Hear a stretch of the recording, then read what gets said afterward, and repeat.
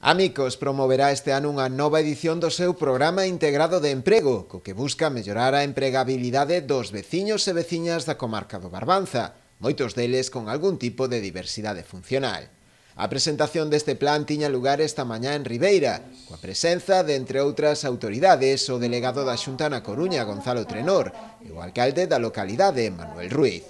O obxectivo deste programa de emprego non é outro que lograr a inserción no mercado laboral do 40% dun total de 100 persoas participantes. Vamos a dar alcance e chegar a 120 persoas novas que ademais necesitan grandes necesidades de apoio, co cal vai ter un éxito de en torno a un 40% de inserción, 45% de inserción.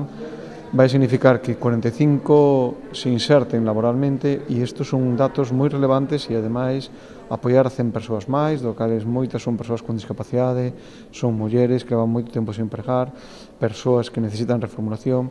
Para nós é todo un orgullo e ademais significa un paso máis nese cambio e nesas sociedades máis inclusivas e que non deixan a ninguén atrás. Para poder levar a cabo este programa, Amicos conta co apoio da Xunta de Galicia, a administración que aporta uns 250.000 euros. Con este plan integrado de emprego, a Xunta de Galicia aposta por esa colaboración coas entidades para prestar un mellor servizo para os veciños e as veciñas.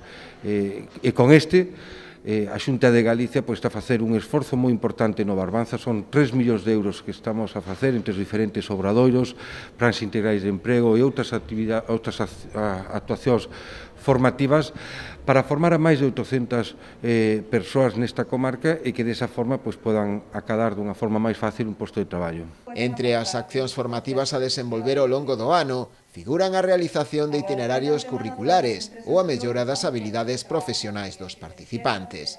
Unha vez rematado o período formativo do programa, poderán realizar tamén as súas prácticas grazas á colaboración e implicación de moitas empresas da comarca.